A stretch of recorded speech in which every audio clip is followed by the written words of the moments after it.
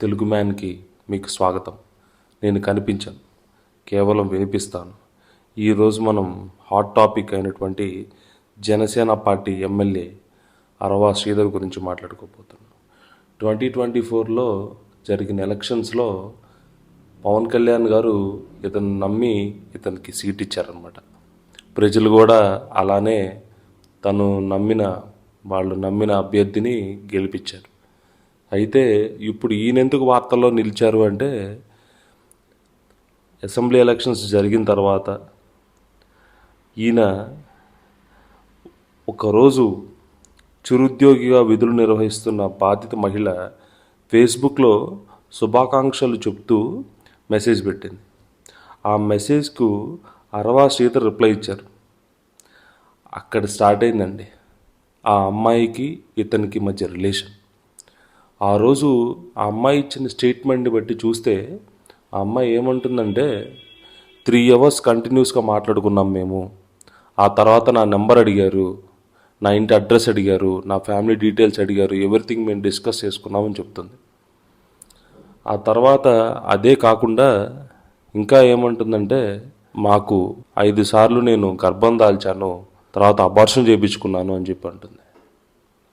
ఇందులో ఎవరు కరెక్టు ఎవరు రాంగు అనేది మనం మాట్లాడుకోబోతున్నాం. ఇది ఎమ్మెల్యే గారికి భవిష్యత్తుకి ఫుల్ స్టాప్ పడుతుందా, లేకపోతే అమ్మాయి జీవితం నాశనం అవుతుందా, లేదంటే జనసేన పార్టీ మీద ప్రభావం చూపుతుందా అనే దాని గురించి మనం డిస్కస్ చేసుకుందాం. ఫస్ట్ అసలు ఈ ఇష్యూని చూస్తే చుట్టుపక్కల జరిగే కామన్ ఇష్యూ ఇది ఏంటంటే, ఎవరొకళ్ళుతో ఎఫ్ఐఆర్ పెట్టుకోవటం, తర్వాత బయటపడటం, ఇలాంటివి నార్మల్గా జరుగుతూ ఉంటాయి. కానీ ప్రజలు ఎన్నుకోబడిన ఒక నాయకుడు ఇలా చేసేసరికి ఇది ఇప్పుడు హాట్ టాపిక్గా మారిందనమాట. ఏంటంటే ఆ అబ్బాయి బ్యాచిలర్, ఎమ్మెల్యే గారు బ్యాచిలరు, పెళ్ళవలేదు. ఇక్కడ ఈ అమ్మాయికి పెళ్ళైపోయింది, 3 ఏళ్ల అబ్బాయి కూడా ఉన్నాడు. అలాంటిది ఈ అమ్మాయి అతనితో రిలేషన్ పెట్టుకోవటం అనేది ఇక్కడ కొంచెం చర్చనీయాంశమైంది. ఇక్కడ ఏంటంటే ఆ అమ్మాయి ఇచ్చిన స్టేట్మెంట్ ఏం చెప్తుందంటే, కారులో నన్ను బలవంతంగా తీసుకెళ్ళి బలవంతం చేశాడు, తర్వాత ఇలా జరిగిందని చెప్తుంది.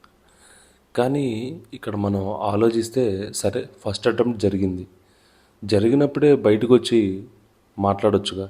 ఇదేదో ఈరోజు ఇలా బయటకు వచ్చి చెప్పే కంటే ఆ రోజే చెప్పుంటే మేబీ మీ మీద అంత ఇంపాక్ట్ పడేది కాదేమో ఆ అమ్మాయి మీద. అలా కాకుండా second time, third time, fourth time, fifth time అంటే ఇక్కడ మీరు అర్థం చేసుకోవాల్సింది ఏంటంటే, ఇద్దరికీ ఇష్టమే, వీళ్ళిద్దరికీ రిలేషన్ ఇష్టమే. కామన్గా ఆలోచిస్తే ఇతను ఎమ్మెల్యేని మర్చిపోదాం, ఈమె గవర్నమెంట్ ఎంప్లాయీని మర్చిపోదాం.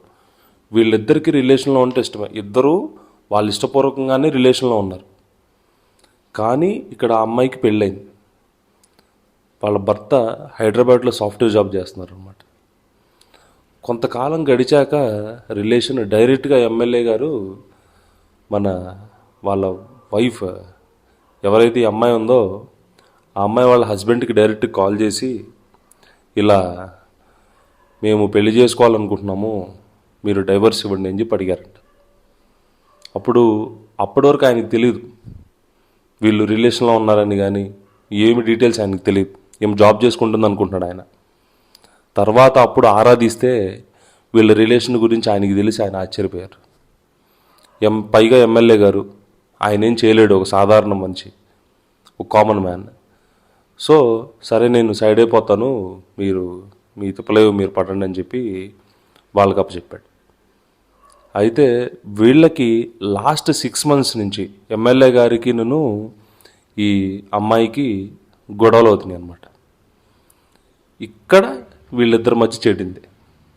సో అప్పుడు ఆమె ఏమి అందంటే, నాకు 25 crores ఇవ్వండి, నేను 5 సార్లు మీతో అబార్షన్ చేయించుకున్నాను, 5 సార్లు అబార్షన్ అయింది నాకు మీ వల్ల, నేను మీ వల్ల చాలా నష్టపోయాను, అలాగే మీరు చాలా అబద్ధాలు ఆడారు, నన్ను మోసం చేశారు, సో మీరు నాకు 25 crores ఇవ్వండి, మిమ్మల్ని వదిలేస్తానని చెప్పి డైరెక్ట్గా ఒక వాయిస్ మెసేజ్ అనేది బయటకు వచ్చింది. అదే విషయం ఆమెని ప్రెస్ మీట్లో రిపోర్టర్స్ అడిగినప్పుడు ఆమె మాత్రం అది నాది కాదు అని చెప్తూనే, నాది కాదు అనే కంటే కూడా తను ఎలా అంటే ఒప్పుకున్నట్టే మాట్లాడింది. ఇక్కడ అంటే అర్థం ఏంటి? ఈమెకి రిలేషన్లో ఉంటే ఇష్టమే, అక్కడ ఆయనకి రిలేషన్లో ఉండటం ఇష్టమే, కానీ జనాలందరినీ ఎర్రిపప్పంలో చేస్తారు అన్నమాట వీళ్ళిద్దరు కలిసి. అటు ఆయన ఒప్పుకోడు, ఇటు ఈమె ఒప్పుకోదు. ఇద్దరు ఒప్పుకోకుండా వీళ్ళిద్దరి మధ్య అక్కడ బేరం కుదరలేదన్నమాట. ఎమ్మెల్యే గారి దగ్గర డబ్బులు లేక 25 కోట్లు అడిగేసరికి డబ్బులు లేక ఆయన ఇవ్వలేక సైలెంట్ అయిపోయాడు. ఇక ఆమెకి వేరే ఏం చేయాలో తెలియక వెంటనే మీడియా ముందుకు వచ్చి వీడియోస్ అన్నీ బయటపెట్టిందనమాట. ఏంటంటే వీళ్ళ పర్సనల్ రిలేషన్షిప్ని తీసుకొచ్చి బయటపెట్టి, ఇది జనసేన పార్టీకి అతను ఆ పార్టీని రిప్రజెంట్ చేస్తున్నారు కాబట్టి ఆ పార్టీకి అంటించారనమాట. ఇక్కడ జనసేన పార్టీకి ఎక్కువ నష్టమా లేకపోతే ఎమ్మెల్యేకి ఎక్కువ నష్టమా అంటే జనసేన పార్టీకి ఎక్కువ నష్టం. ఎందుకంటే నిన్ను నమ్మి ఒక సాధారణ వ్యక్తి, ఒక సర్పంచ్గా గెలిచిన ఒక వ్యక్తిని 3 ఇయర్స్గా సర్పంచ్గా ఉండి, ఆ తర్వాత అతనికి టికెట్ ఇచ్చి అతన్ని గెలిపించి ఈరోజు ఒక మంచి స్థాయిలో అతన్ని కూర్చోబెడితే అతను రెస్పాన్సిబుల్గా ఉండటం మానేసి ఇలాంటివి చేసి, ఇలాంటివి ఉన్నా కూడా మనం మన ఇంట్లో ఉన్నప్పుడే చక్కదిద్దుకోవాలి. ఇంటి బయట రచ్చ అంటారు చూడండి, అట్లా రచ్చకిడ్చుకోకూడదు అనమాట. ఇప్పుడు అదే జరుగుతుంది. ఇంకా దీని మీద ఎమ్మెల్యే గారు కూడా ఒక వీడియో రికార్డ్ చేసి ఏం చెప్పారంటే, ఇది డీప్ ఫేక్ వీడియో, నా వీడియో రిలీజ్ అయినంత దాంట్లో నేను కాదు అని చెప్పారు. చెప్పడానికి కొంచెం అన్న అర్థం ఉండాలి. చూసిన వాళ్ళకి ఎవరికన్నా అర్థమవుతుంది అది రియల్ వీడియో అని. అదే వీళ్ళు తప్పు ఒప్పుకోవట్లేదు, తప్పు ఒప్పుకునే ధైర్యం లేనప్పుడు ఇలాంటి పనులు చేయకూడదు. అక్కడ వీడియోలో క్లియర్గా కనిపిస్తుంది అది ఎమ్మెల్యే గారు అని.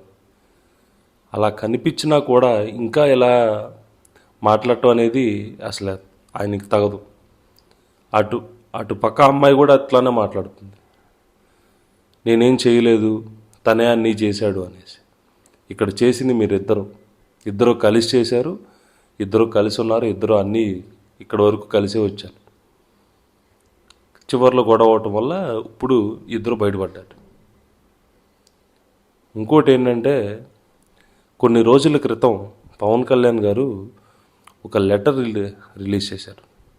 దాంట్లో ఏం రాశారంటే, ఇలా మీ మీద కొన్ని దుష్టశక్తులు అక్రమ సంబంధాలు ఇట్లాంటివి అంటగడటానికి చూస్తున్నాయి, మీరు జాగ్రత్తగా ఉండండి అని చెప్పి వాళ్ళ కార్యకర్తలకి అలానే పార్టీ ఎమ్మెల్యేలకి అందరినీ ఉద్దేశించి ఒక లెటర్ హెడ్ రిలీజ్ చేశారు.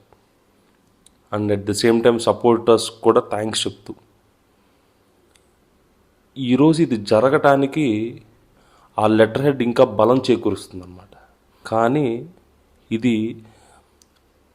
ప్రత్యర్థి పార్టీ చేస్తున్న కుట్ర, లేకపోతే ఎమ్మెల్యే గారిని ట్రాప్ చేశారా అనేది ఇంకా ఫ్యూచర్లో జరిగే విచారణలో తెలియాల్సి ఉందన్నమాట. అతన్ని జనసేన పార్టీ నుంచి సస్పెండ్ చేస్తూ పార్టీ కార్యక్రమాలకి దూరంగా పెట్టి ఉంచమని లెటర్లో రిలీజ్ చేసి, అలానే ఒక 3 సభ్యులతో కూడిన కమిటీని నియమించారన్నమాట. నిజా నిర్దేశాలన్నీ తెలుసుకోవటానికి ఈ కమిటీని ఏర్పాటు చేశారు. ఈ న్యూస్ నేషనల్ మీడియా వరకు పాకింది. పవన్ కళ్యాణ్ గారిని రిపోర్టర్స్ అక్కడ నేషనల్ మీడియా అడిగినప్పుడు పవన్ కళ్యాణ్ గారు మొహం చాటేసుకుని వెళ్ళిపోయారు. ఆయనకి సమాధానం చెప్పాల్సిన అవసరం లేదు, ఎందుకంటే అవి పార్టీ నాయకుడు నేర్పించే విషయాలు కాదు. అది వాళ్ళ వ్యక్తిగత చిన్నప్పటి నుంచి వాళ్ళ తల్లిదండ్రులు పెంచే విధానం, లేదంటే సొసైటీ మనల్ని ఎలా షేప్ చేస్తుంది, మనం ఏం నేర్చుకున్న సొసైటీ నుంచి అనే వాళ్ళు అలవర్చుకోవాల్సిన విషయాలు అవన్నీ. దీనికి పవన్ కళ్యాణ్ గారిని బ్లేమ్ చేయడానికి నాకు తెలిసి ఇక్కడెక్కడ స్కోప్ కనిపించట్లేదు. అలానే వాళ్ళ తల్లిగారు, ఎమ్మెల్యే వాళ్ళ తల్లిగారు ఈమె మీద ఒక 1 వీక్ బ్యాకే కంప్లైంట్ ఇచ్చారు. ఏమనంటే, అమ్మాయి మా అబ్బాయిని ఇబ్బంది పెడుతుంది, చాలా హెరాస్ చేస్తుంది అనేసి కంప్లైంట్ రిజిస్టర్ అయింది. అండ్ ఇంకొకటి, ఈ ఇన్సిడెంట్ ఎప్పుడైతే ఈ వీడియో ఇవన్నీ బయటకు వచ్చాక ఒక ఒక రిపోర్టర్ని, ఒక విలేకరిని తన ఇంటికి పిలిపించి బెల్ట్తో కొట్టిందాం. ఇక్కడెక్కడన్నా మీకు ఆ అమ్మాయి మీద మీకు ఎక్కడైనా జాలి కలుగుతుందా? అమ్మాయి అలా ఉందని మీకు ఎక్కడైనా అనిపిస్తుందా? తన క్యారెక్టర్ కానీ తన బిహేవియర్ కానీ నాకైతే ఎక్కడ కనిపించట్లేదు. ఎందుకంటే ఒక విలేకరిని ఇంటికి పిలిచి బెల్ట్ తీసుకుని కొట్టే అంత తత్వం నీ దగ్గర ఉన్నప్పుడు ఈరోజు అతని మీద ట్రాప్ చేయలేదని అర్థం ఏంటి? ఒక సాధారణ సర్పంచ్గా తను గెలిచి ఒక సాధారణ మనిషిగా, చాలా తక్కువ స్థాయి నుంచి వచ్చిన మనిషి, అతని దగ్గర నాకు తెలిసి ఆ 25,000 రూపాయలు కూడా ఉండవు. 25 కోట్ల సంగతి దేవుడేరు. ఇంకొకళ్ళు అయితే ఆ 25 కోట్లు అడిగింది కదా, 25 కోట్లు ఇచ్చి సెటిల్ చేసుకునేవాళ్ళు. ఈయన దగ్గర డబ్బులు లేకపోవటం వల్ల అది కూడా చేసుకోలేకపోయాడు అనమాట. సో అలాంటి వ్యక్తిని ట్రాప్ చేయడం ఎంతవరకు కరెక్ట్? అండ్ ఇంకొకటి, అబ్బాయి బ్యాచులర్, ఓకే, తను సరే ఏం చేసినా చెల్లిద్ది అనుకుందాం.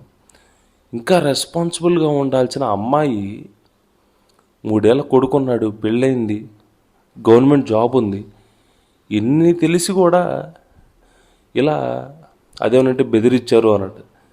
బెదిరిస్తే ఒకసారికే క్లోజ్ చేసి బయటపడాలి. ఇలా ఇప్పుడు 25 కోట్లు డీల్ కుదరలేదని చెప్పి ఇప్పుడు బయటపడితే ఎట్లా?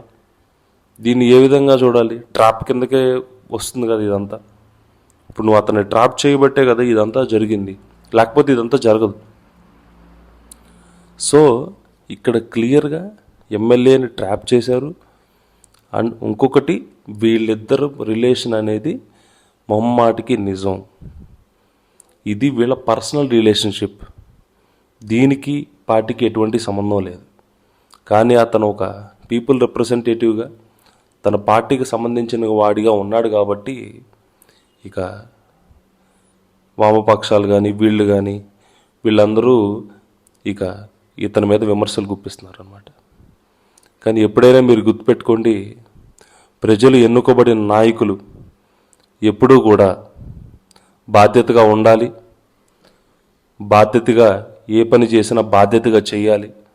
ఇలాంటివి చేయటం వల్ల మీకే కాదు, ప్రజలు ఓటు వేసిన ప్రజలకు కూడా మీరంటే చాలా చిరాకు వస్తుంది. ఏదున్నా సరే మీలో మీరే సర్దుబాటు చేసుకోండి, ఇలా రోడ్డు మీదకి ఎక్కకండి. Thanks for watching Telugu man.